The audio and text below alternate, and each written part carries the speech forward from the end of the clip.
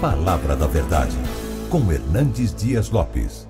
Eu quero estudar com vocês hoje, para examinar o penúltimo livro do Novo Testamento, que é a carta de Judas. Então peço que você abra, por favor, na Epístola de Judas, e nós vamos examinar juntos esta preciosa e importante carta. É o penúltimo livro da Bíblia. Então, quem tiver dificuldade é antes de Apocalipse. Carta de Judas.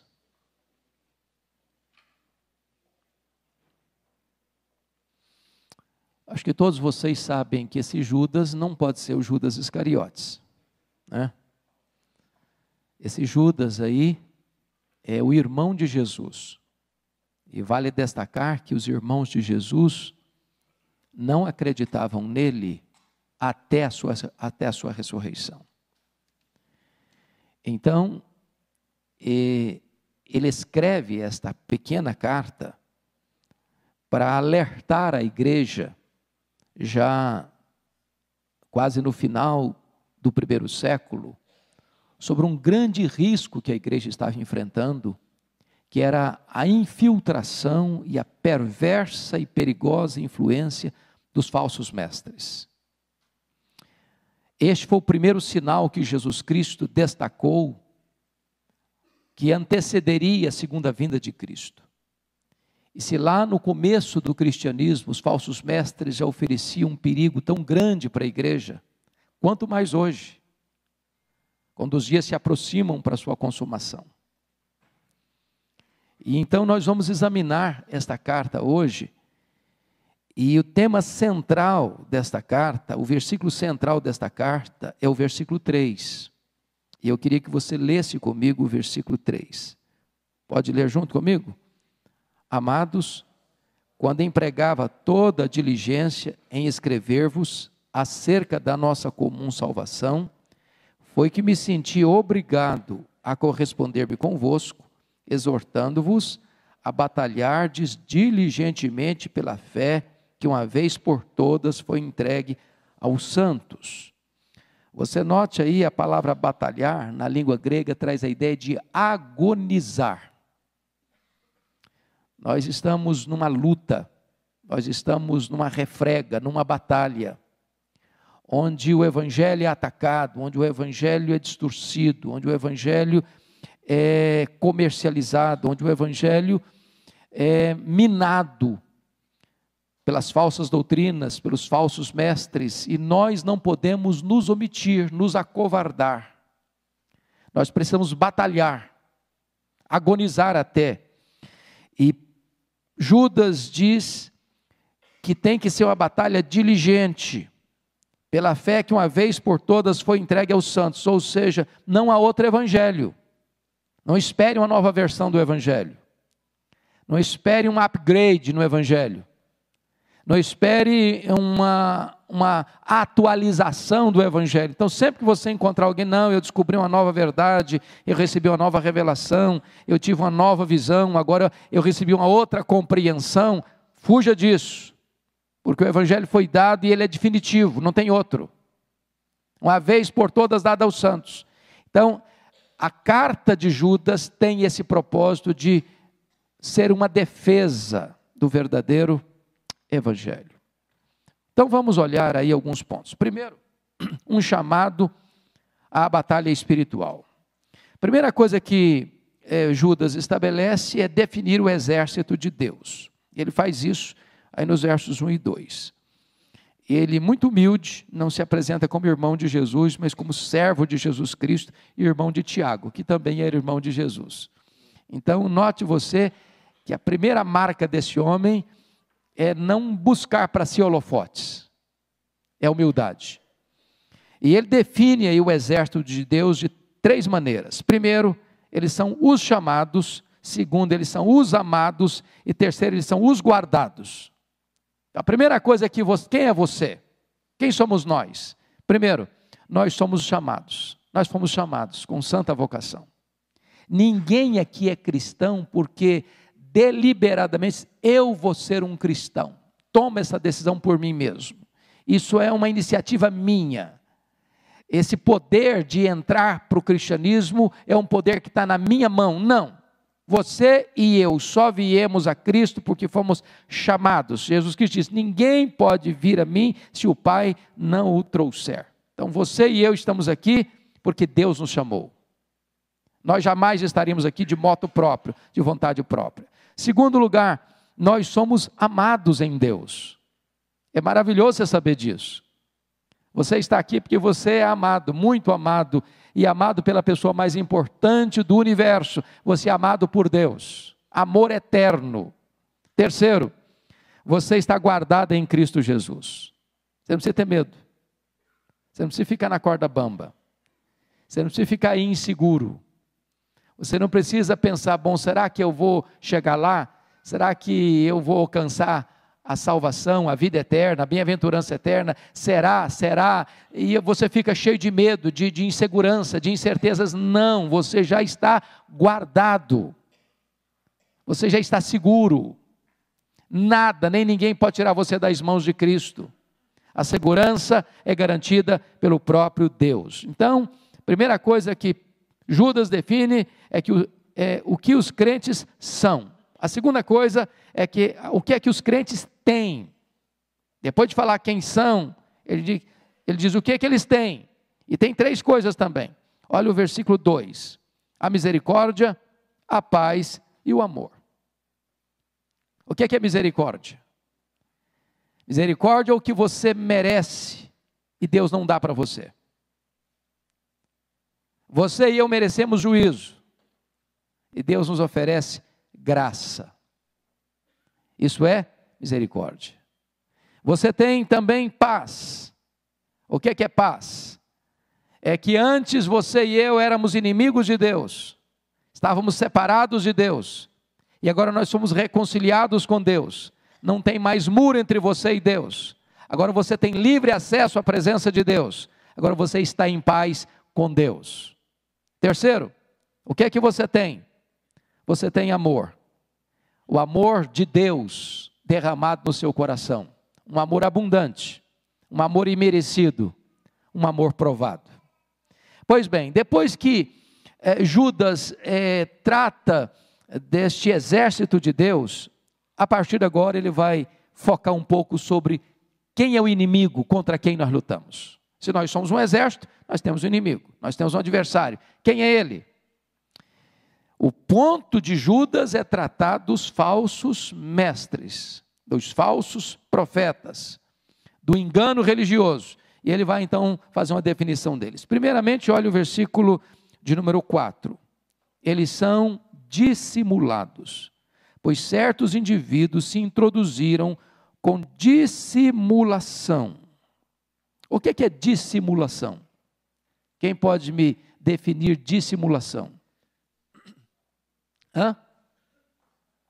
Alguém que entra com disfarce, é alguém que não tira a máscara para mostrar quem é alguém que esconde as unhas, que esconde os dentes, é alguém que parece ser, mas não é, e ele se introduz. O falso mestre, ele não fica lá no reduto dele, pregando as heresias dele, lá no cantinho dele. Não, o papel do falso mestre qual é? Se introduzir, se infiltrar, se misturar, entrar para dentro da igreja. E esses falsos mestres podem tanto vir de fora para dentro, como podem brotar de dentro para fora, porque também há na igreja de Deus salvos e não salvos. Igreja de Deus que eu estou falando agora é igreja visível, organização. Por exemplo, o pastor Arival disse que nós gostaríamos de receber mais 200 novos membros até dezembro. Mas quando os presbíteros desta igreja vão examinar esses candidatos, eles não têm a competência, nenhum de nós tem a competência para saber de fato quem nasceu de novo, quem não nasceu. Esse juízo e esse pente fino e esse filtro só Deus tem. Então é possível que na igreja visível, num dado momento, sem que nós tenhamos a capacidade de discernir, entre gente que não é de Deus, para se infiltrar. Esse é o perigo. a igreja de Deus, enquanto não for levada para o céu, ela enfrenta esse perigo e essa ameaça. É por isso que nós temos que batalhar diligentemente. Segunda coisa, olha o versículo 4 ainda. Esses homens, os falsos mestres, diz aí, os quais desde muito foram antecipadamente pronunciados para esta condenação, homens ímpios que transformam em libertinagem a graça do nosso Deus e negam o nosso único e soberano Senhor Jesus Cristo. Eles são, preste atenção, inimigos da graça de Deus. Por quê? Porque eles transformam em libertinagem a graça. O que é graça? A graça é um dom de Deus imerecido. Você, pela graça, está salvo, você é livre. Você é livre, você não é escravo mais. Mas agora eles dão uma liberdade maior do que a realidade é. Porque a graça de Deus torna você livre do pecado e não para o pecado. Você não é livre para pecar, você é livre para não pecar. É a diferença do não pode para o pode não. O homem que é escravo do pecado, ele não pode deixar de pecar porque ele é escravo. Ele é escravo da bebida, ele é escravo do sexo, ele é escravo do cigarro, ele é escravo da mentira, ele é escravo das drogas, ele é escravo da vaidade, ele é escravo do orgulho, ele é escravo dos demônios, ele é escravo do mundo, ele é escravo da carne, ele é escravo. Ele não pode. A graça de Deus nos liberta para não pecarmos. Você pode? Poder eu posso, mas eu posso não também. Eu posso não beber, eu posso não fumar, eu posso não me drogar, eu posso não me prostituir, eu posso não ser desonesto, eu posso não. Então a graça nos livra do pecado. O que é a libertinagem? Não, você pode fazer tudo. E aí a pessoa se rende ao pecado pensando que ele é livre. Porque pensa comigo o que é o discurso da liberdade de hoje. O pastor falou da novela aí da Globo. Se você parar para perguntar a essas pessoas, elas acham que são livres. Estão proclamando uma liberdade, estão levantando uma bandeira de liberdade. Nada de proibição, nada de restrição, nada de barreiras, nada de balizas, nada de proibições. É proibido proibir. Isso para eles é liberdade, mas isso não é liberdade, isso é libertinagem. O que é que os falsos mestres fazem? Transformam a graça de Deus em libertinagem. Mas notem mais, eles, mais do que isso, eles negam a supremacia de Cristo. Versículo 4 ainda diz, e negam o nosso único, soberano e Senhor Jesus Cristo. Ou seja, não dá para levantar essa bandeira da libertinagem e ao mesmo tempo dizer, Jesus é o meu Senhor. Não dá. Então o que é que eles fazem? Mudam a doutrina. Preste atenção nisso, irmãos. A doutrina é mãe da ética. O que você crê, você faz. Se você tem um comportamento errado, automaticamente você vai fazer o quê? Mudar a doutrina. E se você muda a doutrina, você vai ter um comportamento errado. Então não dá para defender que Jesus Cristo é o Senhor e ao mesmo tempo viver uma vida desregrada. Mas mais, esses inimigos, preste atenção, eles estão destinados à condenação, porque o texto diz, versículo 4, foram antecipadamente pronunciados para esta condenação. Em outras palavras, aqueles que escolhem o caminho da libertinagem, da falsa doutrina, não escaparão do juízo condenatório de Deus. Pois bem, o que a igreja vai fazer com isso?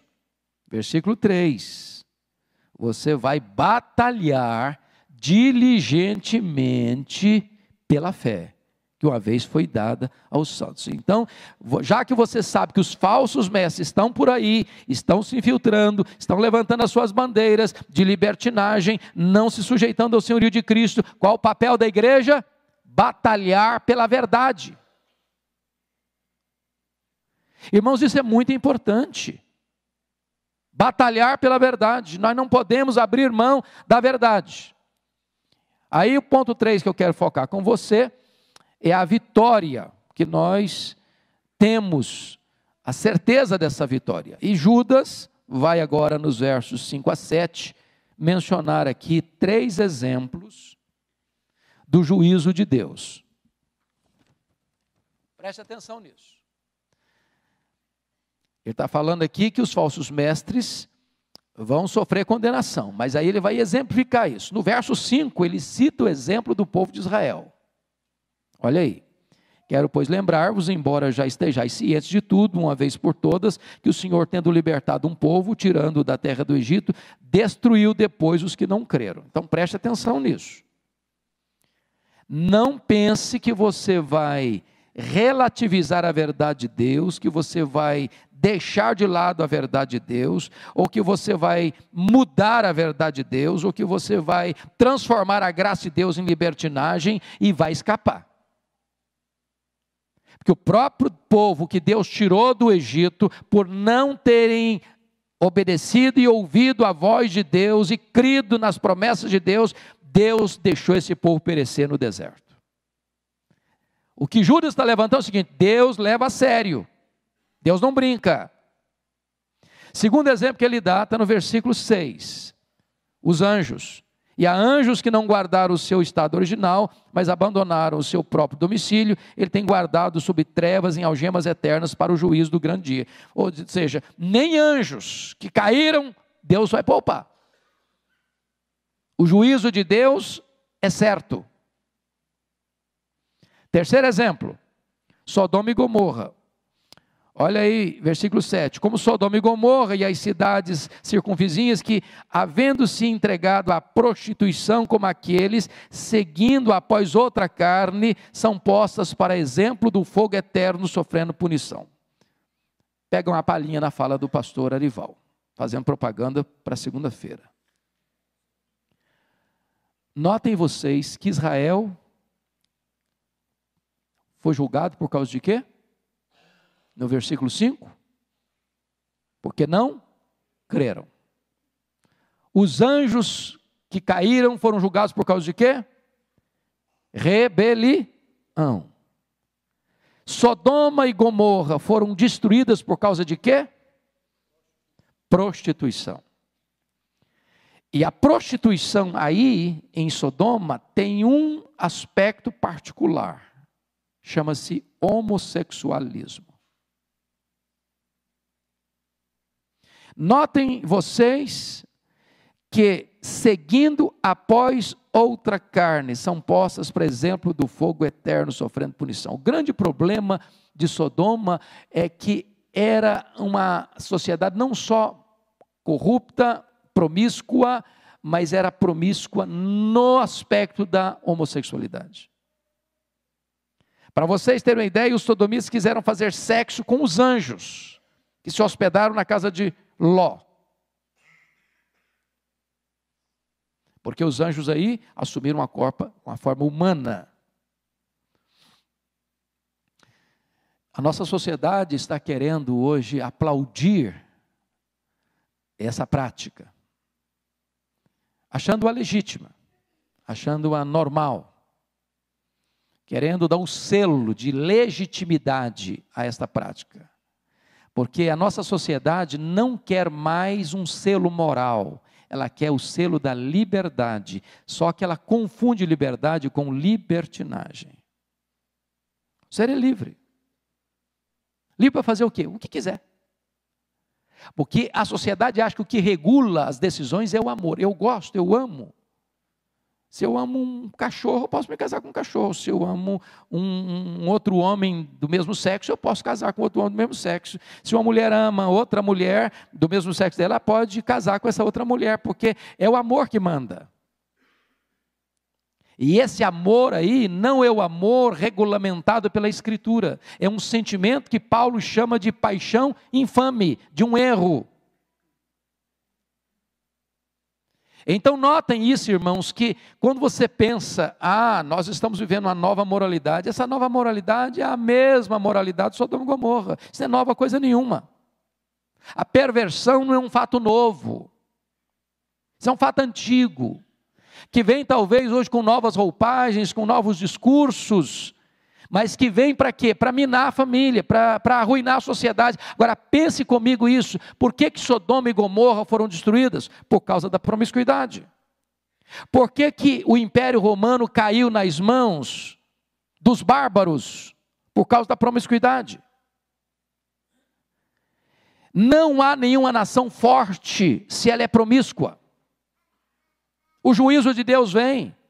O juízo de Deus cai sobre a nação, sobre a família. Podem ter certeza disso. Deus nunca mudou. A palavra dele continua sendo a verdade eterna e inabalável. Agora, vamos ver o segundo ponto que Judas vai tratar, que é quando os falsos mestres são desmascarados, ou desmascarando o inimigo. E isso está nos versos 8 a 16. A primeira coisa que você vê aí é que Judas desmascara esses falsos mestres, mostrando que eles rejeitavam a autoridade divina. Veja comigo o versículo 8. Ora, estes, da mesma sorte, quais sonhadores alucinados, não só contaminam a carne, como também rejeitam o governo e difamam autoridades superiores.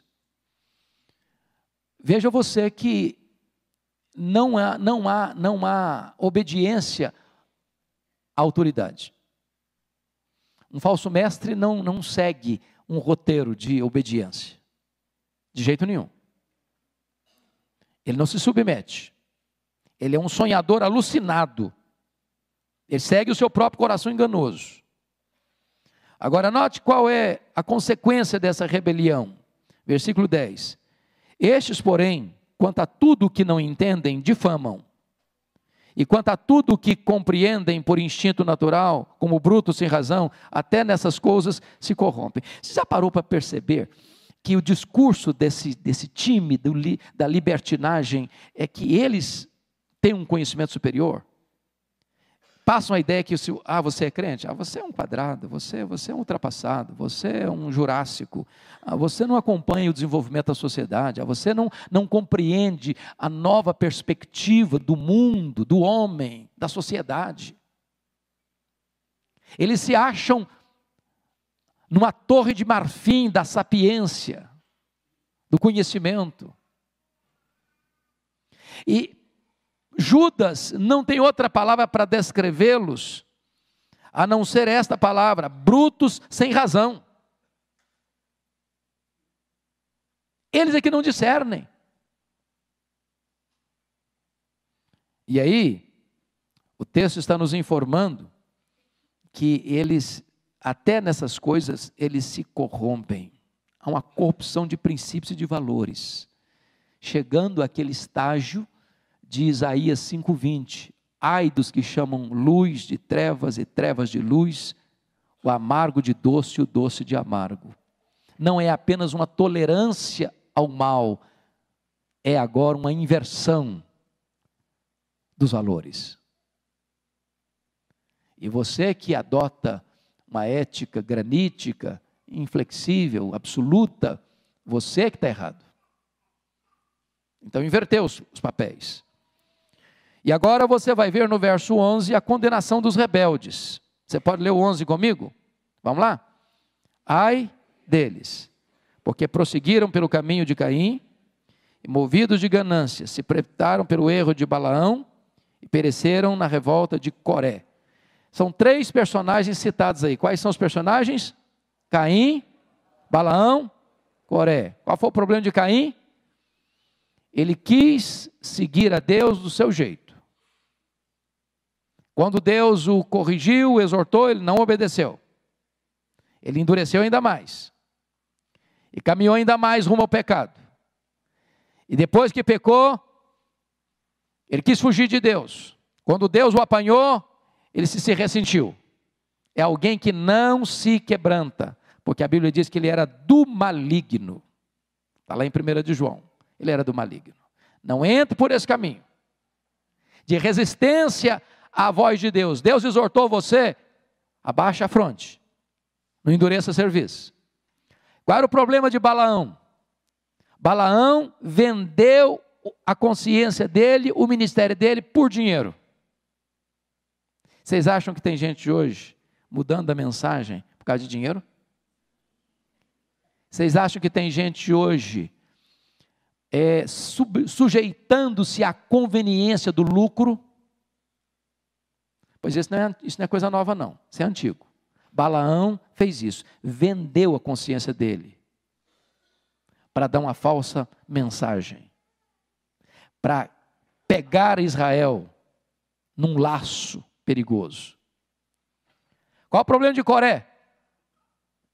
Coré não aceitou a autoridade de quem? De Moisés. Rebelião, insubmissão, rebeldia contra a autoridade constituída por Deus. Então preste atenção. Uma coisa é um líder ser alguém como nós, sujeito a erro e passível de ser exortado. Outra coisa é alguém se opor à liderança deliberadamente, apenas para resistir à autoridade dessa liderança, constituída por Deus. Deus não aceita isso. Foi o que aconteceu com Coré. Ele sofreu as consequências da sua rebeldia. Segundo ponto que eu quero levantar aqui, desse aspecto de desmascarar os inimigos, é que eles recorreram a uma deliberada hipocrisia. Eu quero chamar a sua atenção para os versos 12, 13 e 16, porque Judas vai usar aí 7 figuras para descrever esses falsos mestres hipócritas. Quais são as figuras? Vamos lá. Primeira figura, versículo 12, confira comigo. Você pode ler o 12 comigo? Vamos lá? Estes homens são como rochas submersas em vossas festas de fraternidade, banqueteando-se juntos sem qualquer recado, pastores que a si mesmos se apacentam, nuvens sem água impelidas pelos ventos, árvores em plena estação de frutos, destes desprovidas, duplamente mortas, desarraigadas. Então vamos parar um pouquinho aqui. Qual foi a primeira figura? Rochas submersas em vossas festas de fraternidade. O que é uma rocha submersa, gente? O que ela provoca, uma rocha submersa? Acidente. Você lembra do Titanic? O iceberg. Qual o perigo de uma rocha submersa? Qual o perigo? Você não vê. Você olha para o mar, está calmo. Você navega. Pum, se choca numa rocha. Como é que eles fazem? Se introduzem aonde? Nas festas, nas reuniões, nos agrupamentos de quem? Dos crentes.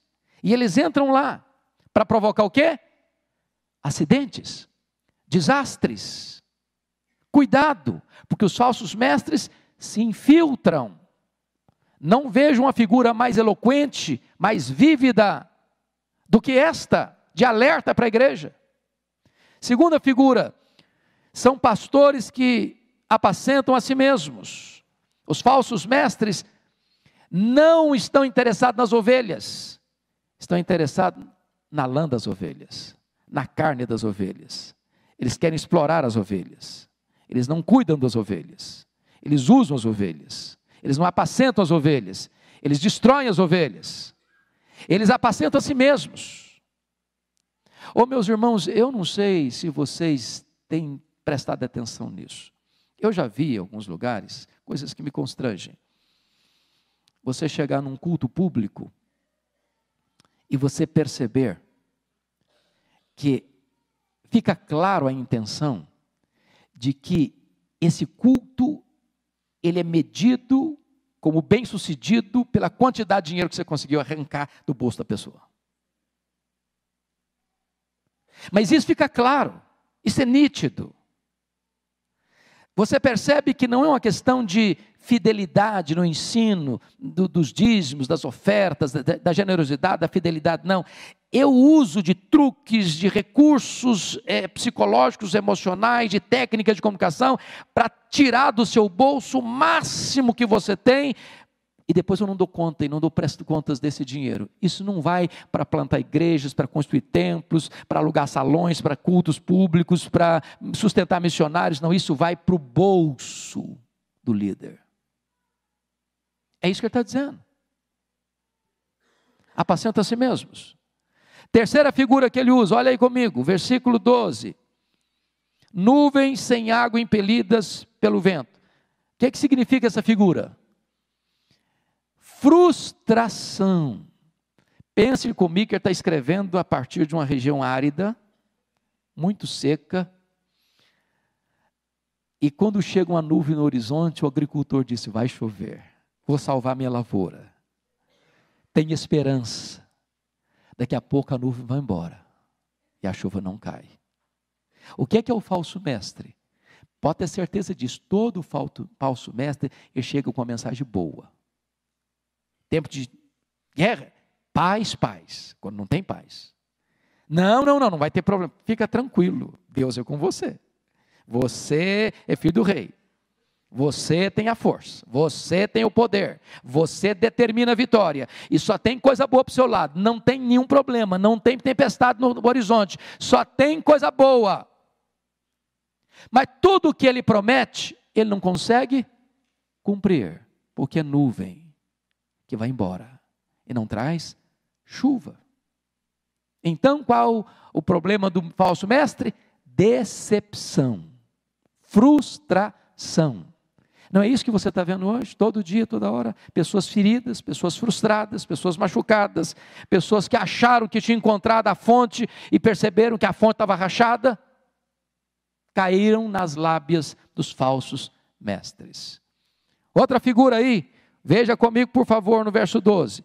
Árvores em plena estação dos frutos, destes desprovidos, duplamente mortas, desarraigadas. A ideia aqui, não tem fruto, não tem raiz. Tem nada. Está lá a árvore. Mas essa árvore não está viva, porque ela não tem raiz. Essa árvore não dá fruto, está desprovida de fruto. É diferente do justo. Ele é como árvore plantada junto à corrente das águas, que no devido tempo dá o seu fruto, cuja folhagem não murcha. Tudo quanto ele faz, será bem sucedido. Mas as figuras prosseguem no verso 13, confira comigo aí, versículo 13. Ondas bravias do mar que espumam as suas próprias sujidades. Ondas bravias do mar traz sujeira. Está lá em Isaías 57, 20. E traz mais o quê? Perigo. Furacão Irma é um exemplo disso.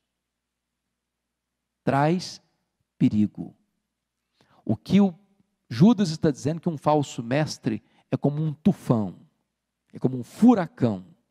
Por onde ele passa, tem desastre. Por onde ele passa, tem sujeira. Por onde ele passa, tem acidentes graves. Mas há uma outra figura ainda no verso 13, está escrito aí, estrelas errantes para as quais tem sido guardada a negridão das trevas para sempre. Estrelas errantes conduz ao abismo, à perdição e à perdição eterna. E se você vai para o verso 16, ele vai dizer que esses falsos mestres tinham outra característica. Você pode ler o 16 comigo? Vamos lá? Os tais são murmuradores, são descontentes, andando segundo as suas paixões. A sua boca vive propalando grandes arrogâncias. São aduladores dos outros, por motivos o quê? Pereceiros. Esse cara nunca está satisfeito com o que tem, quer mais. Ele é adulador. Sabe o que é o adulador? É aquele camarada que cobre você de elogios, rasga seda para você. É aquele cara que te cobre, você é o máximo, você é 10, você é 10,5, você é 1000. Mas ele não está querendo elogiar você, não, ele quer tomar o que você tem. Ele te bota lá em cima para saquear você.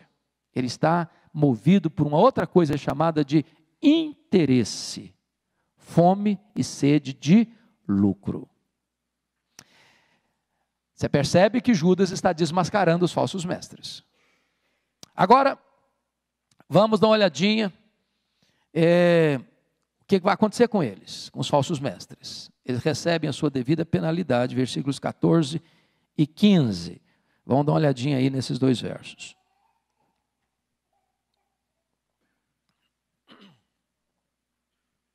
Notem comigo. Quanto a estes, foi que também profetizou Enoque, o sétimo depois de Adão, dizendo: eis que veio o Senhor entre suas santas miríades para exercer juízo contra todos e para fazer convictos todos os ímpios acerca de todas as obras ímpias que impiamente praticaram e acerca de todas as palavras insolentes que ímpios pecadores proferiram contra ele. Ô, gente, quem profetizou a ruína dos falsos mestres? Olha aí que coisa impressionante. O sétimo homem depois de Adão. O sétimo homem depois de Adão já previa os falsos mestres e já sentenciava a condenação deles. Então a condenação dos falsos mestres já está lavrada e lavrada desde os primórdios da história da humanidade. Por palavra profética vinda de Deus a Enoque. Qual a nossa posição diante disso? Mantendo-se firme na guerra, sem vacilar. É a proposta agora dos versos 17 a 25. Primeira coisa que nós temos que fazer nisso é relembrar a palavra de Deus. Então, olha comigo o verso 17. Quem deu essa palavra? Você leu o verso 17 comigo? Vós, porém, amados, lembrai-vos das palavras anteriormente proferidas pelos apóstolos de nosso Senhor Jesus Cristo. Preste atenção na adversativa aí. Porém, vós, porém, ele está contrastando os falsos mestres com os verdadeiros crentes. Vós, porém, amados, lembrai-vos de quê? Das palavras anteriormente proferidas pelos apóstolos. Então, veja bem, gente, como é que você enfrenta o perigo das falsas doutrinas dos falsos mestres? Volte-se para as Escrituras. Volte-se para a palavra de Deus. Não queira dar atenção e guarida às novas revelações. Ah, fulano de tal recebeu uma revelação maravilhosa. Vou lá saber o que é isso. Para com isso. Para com isso. Você tem que voltar para a Escritura. Voltar para o que já foi dito anteriormente pelos santos apóstolos. Volte para a doutrina dos apóstolos. Nós estamos aí comemorando 500 anos da reforma. Igreja reformada, sempre reformando. O que significa isso? Vamos sempre voltar à origem. Vamos sempre voltar ao Novo Testamento. Vamos sempre voltar à Escritura. O que nós estamos crendo está aí de acordo com a Escritura? O que nós estamos fazendo tem amparo nas Escrituras? É isso que nós temos que fazer se nós queremos enfrentar vitoriosamente os falsos mestres. Segundo, relembra o que eles disseram, versículo 18, vamos ler juntos. Os quais vos diziam: no último tempo haverá escarnecedores, andando segundo as suas paixões. Então relembre uma coisa. O que é que os apóstolos disseram lá atrás? Não se surpreendam se os falsos mestres estão por aí. Os apóstolos alertaram sobre isso. Aliás, Enoque, sétimo homem depois de Adão, já alertou sobre isso. A Bíblia toda é uma trombeta de Deus a alertar sobre isso. A história é um outdoor de Deus a alertar sobre isso. Então fique apercebido e acautelado sobre estes perigos. Terceiro, relembre por que os apóstolos disseram isso. Verso 19. Pode ler comigo? São estes os que promovem divisões sensuais que não têm o Espírito. Então, um falso mestre, ele está preocupado com quem? Com ele. Ele não está preocupado com as ovelhas, ele não está preocupado com a soberania, com o senhorio de Cristo, ele não está preocupado com as Escrituras, ele está preocupado em tirar vantagens pessoais, interesseiras, de lucro. Então, se você ler na segunda carta de Pedro, no capítulo 2, os falsos mestres faziam comércio dos crentes. Os falsos mestres olham para os crentes como um produto de consumo, que produz para eles vantagens financeiras. Você tem visto por aí afora alguns líderes religiosos que vendem a sua igreja. Vendem. De porteira fechada, como dizem em Minas Gerais. Sabe o que é de porteira fechada? Vende o templo com os crentes dentro. Virou propriedade. Então eles provocam divisões por quê? Porque o camarada, ele pensa o seguinte: eu tenho 200 membros. Bom, estou garantido. Esses 200 membros são os que vão mantê-lo. Porque ele olha para essas pessoas não como ovelhas de Cristo que precisam ser apacentadas, cuidadas, pastoreadas, mas eles olham para essas pessoas como alguém para que ele possa explorá-las e viver por elas, porque são elas que vão abastecê-lo. São produto de consumo. Por isso provocam divisões. Para que ninguém tasque as ovelhas entre aspas, que são deles. Como é que nós vamos fazer? Preste atenção nos versos 20 e 21. Nós vamos nos edificar a nossa vida cristã. Versos 20 e 21. Vamos de novo? Vós, porém, olha por favor o porém de novo, adversativa. Ele vai contrastando o que eram os falsos mestres com os verdadeiros crentes. Verso 20. Vós, porém, siga comigo. Amados, edificando-vos na vossa fé santíssima, orando no Espírito Santo. Então, note uma coisa aí, amados.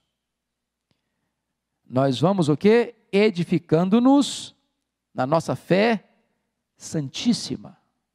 Que fé santíssima? A mesma do verso 3. Exortando-vos a batalhardes diligentemente pela fé que uma vez por todas foi dada ou entregue aos santos. Essa fé aqui, irmãos, não é a fé, eu confio em Deus, não. Essa fé aqui é o conteúdo da verdade, é o conteúdo do cristianismo. São as verdades que estão contidas nas Escrituras. Então, Judas está nos ensinando uma coisa aqui. Nós precisamos fazer o quê? Edificarmos-nos na nossa fé santíssima. Volta para a Bíblia, estuda a Bíblia, medita na Bíblia, escute a palavra de Deus, entre na palavra de Deus, deixe que a palavra de Deus entre em você, e aí você vai sendo santificado, transformado de glória em glória. Versículo 21. Guardai-vos no amor de Deus, esperando a misericórdia de nosso Senhor Jesus Cristo, para a vida eterna. Notem agora, fechando o estudo, comprometendo-se com a evangelização, porque note uma coisa, eu acho isso magnífico. Você precisa guardar a palavra, você precisa reter a palavra, você precisa se edificar na palavra, você precisa estar fundamentado na palavra, mas essa palavra não pode ficar só para você. Eu sou crente, estou seguro, tenho certeza disso. E eu guardo isso com muito cuidado, as 7 chaves, num cofre que ninguém vê. Não, não é isso. A palavra de Deus que precisa ser preservada e guardada, ela precisa ser proclamada. E aqui Judas vai mostrar esse lado. Versos 22 e 23. Primeira coisa, versículo 22. Lá, vamos juntos? E compadecei-vos de alguns que estão na dúvida. Então, preste atenção nisso, irmãos. Um crente verdadeiro, ele se compadece. De quem? De quem está na dúvida. Dúvida como assim? Chega o falso mestre e diz uma coisa. Te faz promessas, te oferece vantagens, diz que você não precisa mais enfrentar a luta na vida, porque você é filho do rei, que se você tiver fé, você vai andar de Lamborghini, vai morar no apartamento de cobertura, você não vai mais andar de metrô, você não vai mais ter problema de saúde, tal. Aí chega o pastorzão e falou, meu irmão, se você aceitar Jesus, você vai ter a vida eterna, você vai ter luta, você vai ter prova, mas você tem a vida eterna. Aí o cara fica, não, mas para onde eu vou? Qual a proposta que é a verdadeira? O que eu faço? Ele está numa espécie de encruzilhada, numa hora de uma decisão. Qual o seu papel como crente? Se compadecer dessa pessoa e tirá-lo dessa encruzilhada da dúvida e levá-lo para a verdade. Segunda coisa que você faz, versículo de número 23. Salvai-os, arrebatando-os do fogo. Salva os que estão no fogo. Olha que coisa interessante, que figura dramática. Judas considera a evangelização como resgate de um incêndio. Pense comigo se você teria essa postura. Você está andando na sua rua, de repente a casa do seu vizinho começa a arder em chamas. E lá de dentro ele grita, socorro! E você passa tranquilo, porque você está indo no supermercado comprar uma garrafa d'água. Você volta para casa, toma gostosamente sua água gelada. Você faz isso? Quem faz isso? Ninguém. Ninguém. Só uma pessoa muito calcificada, dura, faria um negócio desse. Só que Judas está dizendo que as pessoas aí estão no fogo. Há um incêndio. E eu vou lhe dizer que é um incêndio mais devastador do que apenas as chamas que consomem uma casa e queimam um corpo. As pessoas estão no incêndio de um fogo eterno, que nunca vai se apagar. E você tem um extintor capaz de apagar esse incêndio. Você tem uma missão de resgate eficaz, capaz de tirar essa pessoa do fogo. Por isso, irmãos, evangelização é um ato de misericórdia e é um ato de urgência. Não dá para esperar. Não dá para esperar. Terceiro, olha ainda o verso de número 23. Salvai-os arrebatando-os do fogo, quanto a outros, sede também compassivos em temor, detestando até a roupa contaminada pela carne. Aqui é o cuidado para você não se queimar ao tirar as pessoas do fogo. Preste atenção no alerta que a Bíblia está fazendo. Você deve ir lá no antro do pecado para tirar uma pessoa? Deve.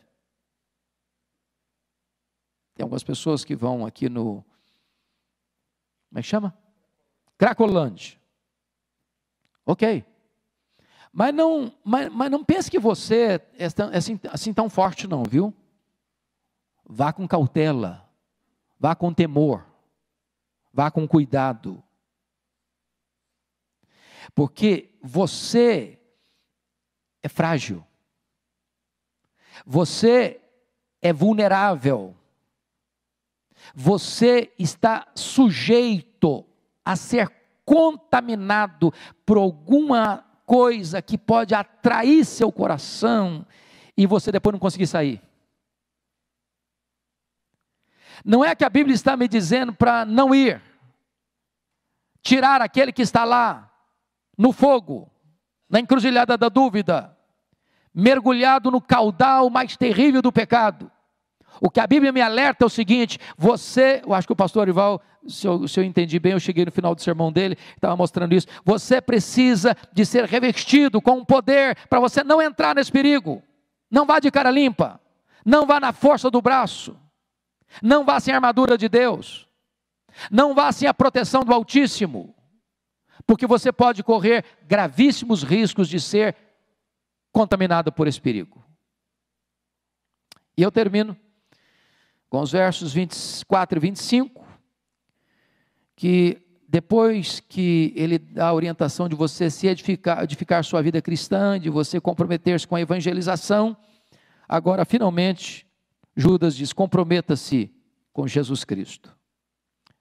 Primeiro, porque Ele é poderoso para nos guardar de tropeço. Pode ler o verso 24 comigo? Ora, aquele que é poderoso para vos guardar de tropeços, para vos apresentar com exultação, imaculados diante da sua glória. Eu acho isso maravilhoso, Porque note o versículo 23 dizendo: sede também compassivos em temor, detestando até a roupa contaminada pela carne. Mas ele não diz para você ser medroso, ou covarde, ou omisso. Porque no verso 24 ele diz que existe alguém que é poderoso para fazer o quê? Guardar de tropeço. Quem é que tropeça? Nós estamos sujeitos a tropeço. Você e eu. Nós ainda não fomos glorificados. Nós ainda moramos num corpo frágil. O pecado ainda está em nós. Vamos recordar aquela famosa frase, aquela trilogia. Na justificação você foi salvo da condenação do pecado. Na santificação você está sendo salvo do poder do pecado. Só na glorificação você será salvo da presença do pecado. Enquanto não formos glorificados, nós estamos sujeitos a tropeços. Eu não posso caminhar confiado em mim mesmo, dizendo, eu sou forte o suficiente para não tropeçar. Eu não sou forte. A não ser que Jesus me guarde, eu vou tropeçar. Eu preciso depender dele. Segunda coisa, ele é poderoso não só para nos guardar de tropeço, mas mais uma coisa, também ele é poderoso para nos levar à glória. Versículo 24, parte B, e para vos apresentar com exultação imaculados diante da sua glória, bendito seja o Senhor, porque ele é poderoso para completar a obra que começou a fazer em nós. Pode ter certeza disso. O final da nossa linha é sermos apresentados imaculados, com exultação na presença de Deus, para desfrutarmos da glória eterna. Finalmente, o texto termina, não agora descrevendo o perigo e a corrupção dos falsos mestres, mas mostrando a dignidade daquele que deve ser exaltado para sempre. Vamos ler todos juntos o verso 25 para encerrar?